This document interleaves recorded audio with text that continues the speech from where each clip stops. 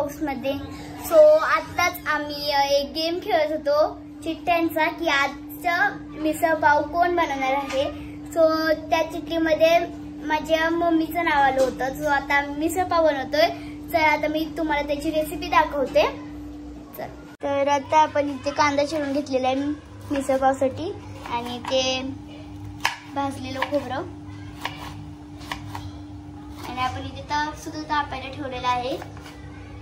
तर इथे हळद आणि मीठ टाकून आम्ही मटकी ठेवलेली आहे उकळायला। आम्ही मिसळसाठी फरसाण आणि इथे पाव सुद्धा आणलेले आहेत। तर आता आपण इथे खोबरं ठेवलेलं आहे भाजण्यासाठी। आता आपण हे भाजून घेऊया। तर आता मी इथे कांदा पण ठेवलेला आहे। आता आम्ही इथे कांदा भाजतो। तर आता आपला कांदा थोडा थोडा भाजत आलेला आहे।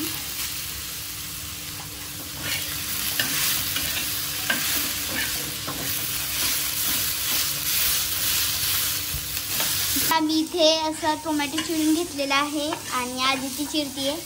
तर आता टोमॅटो चिरलाय तर आता तो सुद्धा आपण भाजून घेऊया। तुम्ही बाहेरचं वातावरण बघू शकता।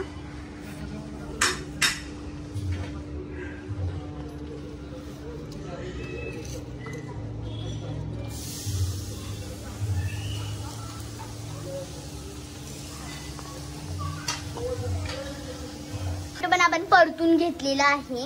आता आपण जे खोबरं आणि कांदा घेतलेला भाजून तो आता आपण मिक्सर मध्ये बारीक करून घेऊ। तर इथे आपली मटकी उकळतीये बघा। टोमॅटो चिरून घेतली आता आदिती आणि इथे आपण जो टोमॅटो परतून घेतलेला होता तो पण आपण आता बारीक करणार आहोत मिक्सर मध्ये। तर आता आम्ही इथे एका पातेल्यामध्ये तेल टाकून घेतलेलं। तर तापल्यानंतर आम्ही त्याच्यामध्ये कढीपत्ता आणि कांदा टाकून घेतला बारीक चिरलेला। आपण आता इथे कांदा ब्राऊन होईपर्यंत परतून घ्यायचं याला। आता आम्ही इथे घरचा मसाला, मिरची पावडर, मिसळ मसाला, धने पावडर आणि काळा मसाला घेतलेला आहे। आता कांद्याला ब्राउनिश कलर आलेला आहे। आता आपण त्याच्यामध्ये बारीक चिरलेला टोमॅटो टाकून घेऊया। कांदा आणि टोमॅटो भाजताना आता आपण थोडंसं मीठ टाकून घेऊया कारण की तो लवकर भाजला जातो। तर कांदा आणि टोमॅटो आता चांगला परतला जातोय। आता हे सगळे मसाले आपण याच्यामध्ये टाकून घेऊ आणि ह्याला मिक्स करू। आपण जर लसूण घातलेली लाल चटणी मिसळ मध्ये टाकली तर त्याला खूप मस्त चव येते। तर आता आपण ती टाकून घेऊया आणि मिक्स करू। आणि तुम्ही पण ही झणझणीत कोल्हापुरी मिसळ नक्की ट्राय करा। आता आपण कांदा, टोमॅटो आणि खोबऱ्याचे जे वाटण केलं होतं ते आपण आता याच्यामध्ये टाकून घेऊ।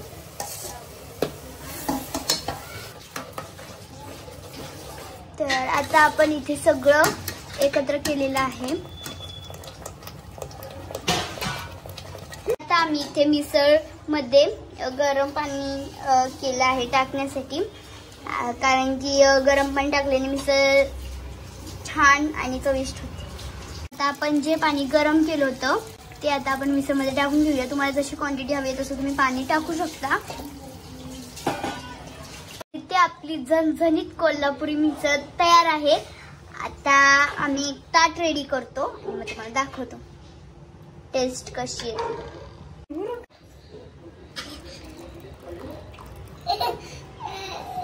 आम्ही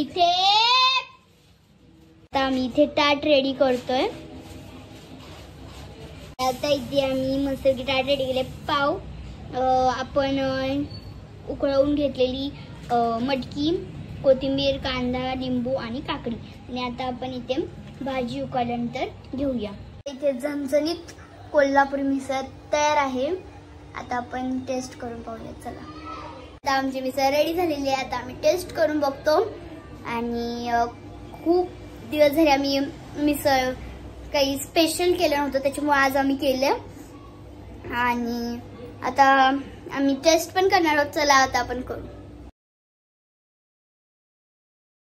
बघू शकता मस्तपैकी तरी आलेली आहे मिसळला. आणि आता मी काढून घेतो याच्यामध्ये ताटामध्ये. चला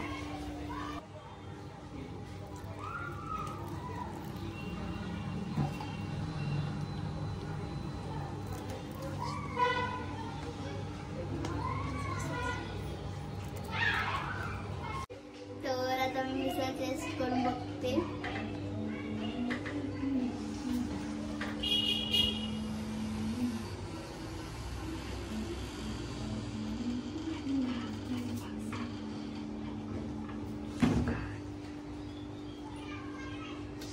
खूप मस्त झालेली आहे.